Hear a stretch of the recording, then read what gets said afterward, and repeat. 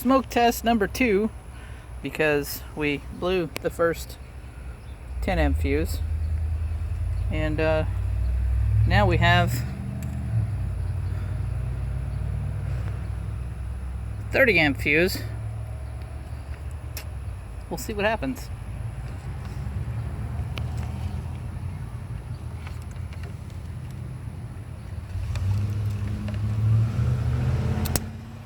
Yeah, popped. I seen spark. You saw the fuse spark? Yes. Damn it. I may have put way too much wire in there with that high of resistance. I still